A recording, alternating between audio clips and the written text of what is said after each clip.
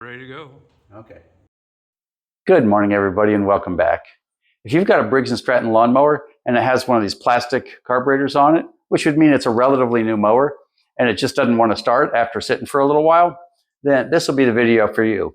Even if you've been using it every day and all of a sudden it doesn't want to start, this is the first place you want to start every time. And it's a lot easier than you think. We're going to go ahead and take care of a couple little problems on this mower, and then take this apart and clean up all the jets and get her running. So all you new people out there, go ahead and subscribe. It's free and it's what we work for. So let's get started. So we're going to start with the obvious. If you look at this cable, you can see it's pulled all the way through. Now you had a screw trying to hold it in place. And of course that hindered the cable's operation. And he tied a knot in it to try to make it the right one. Now you can see this particular end is for a different mower entirely, and it has a little piece that sticks out here, and he just broke that off. The one that belongs on it looks something like this. So we're going to put the correct cable up top, and then we'll scoot over to the bottom in a second. And this, you see that clicks right in, perfect fit.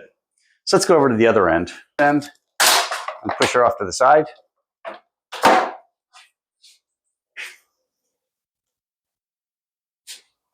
So for this end, you've got two little tabs to hold this in place. And if you turn it a little bit, then they're sideways. And you can just grab them with pliers right there. And it usually pulls right out, just like that. And it's off. Now to put the new one in, we're not going to hook it in quite yet. First thing we'll do is get it in a little hook here. Where are you at, buddy? There you are. There you go, get it in the hole. And now once the cable is attached, and that just clicks in here. And that's it. So let's see what we got. Looks good, looks good. So that's taken care of. That's one little problem down. Okay, let's pop the carburetor off and do the jets on it. As you can see, it's got my favorite kind of air filter, completely invisible. So you should be these. Yes, you are.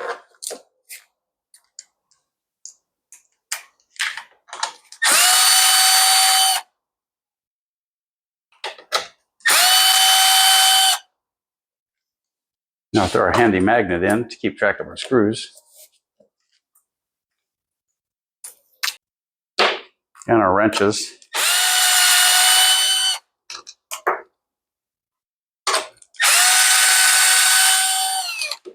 And a lot of people don't like these plastic carburetors that Briggs & Stratton uses now, but I kind of like them.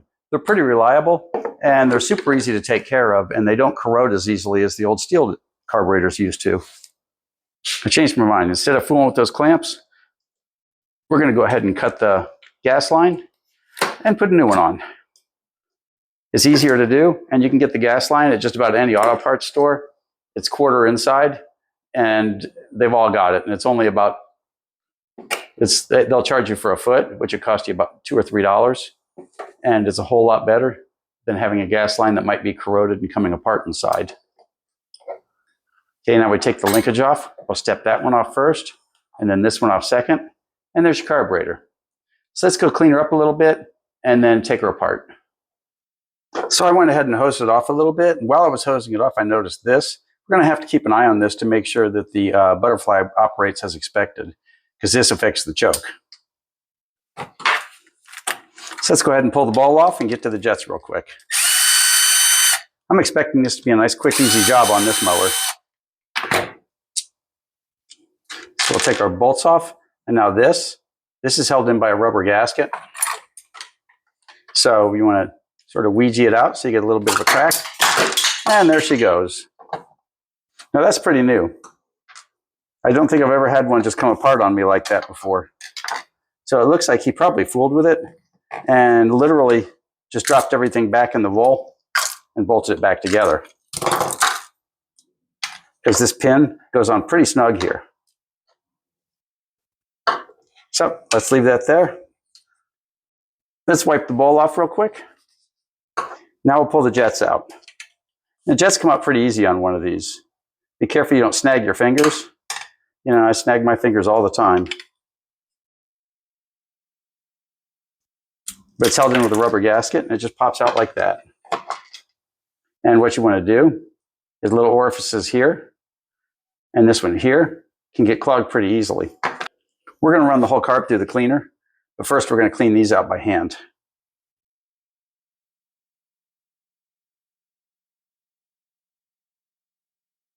There's one. There's the other. And I know I talk about it all the time. This is floral wire that you can get from any craft store. I've got one dear buddy named Big Son, Ronaldo, who makes fun of me every time I say I'm using floral wire. Okay, that feels pretty clear. This one still feels a little bit clogged. So we're going to double check this after it comes out of the ultrasonic. So let's send the body and these in for a swim. So you could do this by hand, but since I've got the machine, I like to use it. I'm going to put the body in, and you can see the steam coming off the water. This is running at 60 Celsius, which is around 142, 143 Fahrenheit. The bowl's in pretty good shape, so we're not going to bother with it. And you don't need to put the needle or the float or anything in, just these parts. It'll clean all the little orifices inside. And I use 20% pine sol and 80% water in here.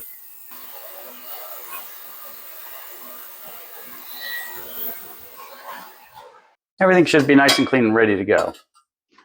Let's go ahead and pull the parts out. Now we do the body of the carburetor regardless, because it's got little orifices in it that need clean that aren't easy to get to with a wire. But 99% of the time, that's going to be the problem right there, your jets.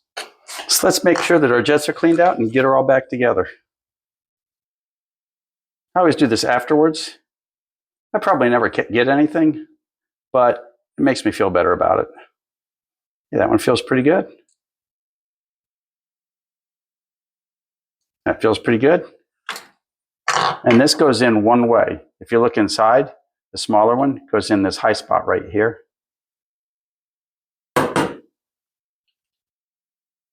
And if it goes that far in, then you got it right. If you put it backwards, it won't go in at all. It says clicker back in place. And it's just that easy. Let's get our needle and seat and float back together. This one goes together a little different than most in that you put the needle in the float itself. And we'll seat her back in.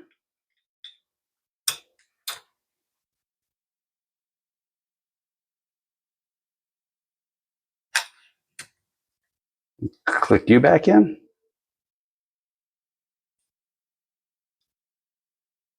Okay, she looks pretty good. Just making sure it's nice and tight since it did all come apart. So as you can see,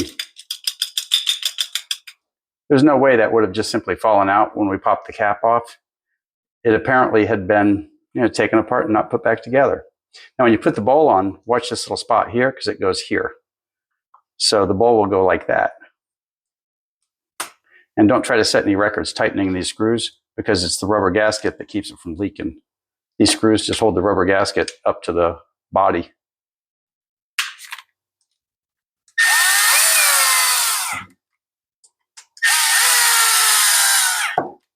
And that's it. We've got a carburetor that should be ready to go. The only thing I'm not sure about is the spring right here. And always, if you do run yours through an ultrasonic, always operate the flaps because they can get sticky when the carburetor is nice and hot. Motion detected at the front door. And apparently there's somebody at the front door. Okay, let's get her back on the mower.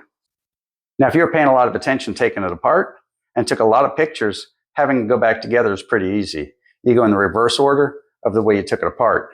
So you know it's this linkage, then this linkage, and then the fuel line, and then we get her all in place. So we're going to give a final look.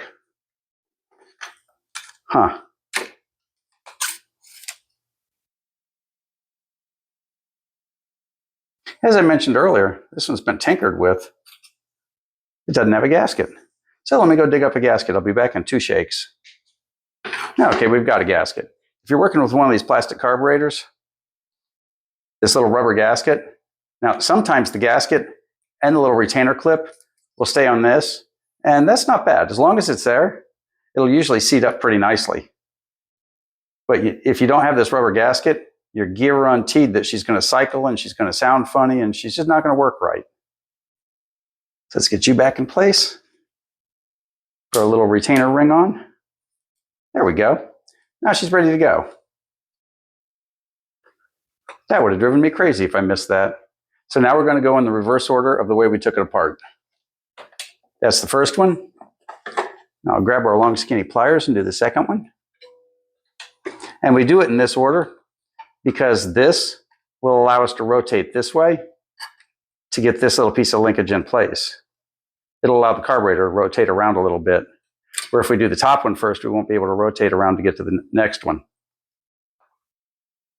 I didn't say it was easy. It's pretty fiddly. There we go. And now our linkage is in place. And now we want to do our fuel line. Let me lower you down a little bit. Okay, I moved you to a shorter tripod so you can see what's going on. Now the next thing we're going to do is just do that and that. And it's just to give it a little lubricant to get the fuel line to slide on a little easier. And if you try to do this with the carburetor in place, then you'll just wear yourself out because this fuel line's pretty tight when it's all done. And I'll put it right there. And you're in a good place. So let's jump back to the bigger tripod and put her in. Now the fun part, getting her all lined up and in. You've got a little tab here that'll slide through here once she's all seated in. And I put a little bit of lubricant on the little O-ring that goes up to the engine. And so now you literally just take your time and Ouija it around and it'll find its spot and click right in. There we go. You saw that clicked right in. Now we'll line that up. And this will be completely flush with this when you know you're seated all the way in. So you take your time, we're taking our time, we're going pretty gentle. And see how it feels. Now we're going to look back here and look at where it goes up to the engine. It looks like she needs to walk on just a little more. And there it is. She's in place. We'll check our linkage, make sure everything looks good. And everything seems to be operating correctly. So let's go ahead and put the backing plate back on for the air cleaner. And give her a run. Even though it had an invisible air filter before, I'm going to go ahead and use one that I can actually see. Because I'm a little more confident in that one. Now she's ready. Let's put some fuel in her and put her on the ground. And as you can see, it's an absolutely beautiful day today. Not a cloud in the sky anywhere. And we're testing 2 or 3 different things at once. First is the kill cable, because we haven't tested any of this yet. So, first pull. Let's see if we get lucky.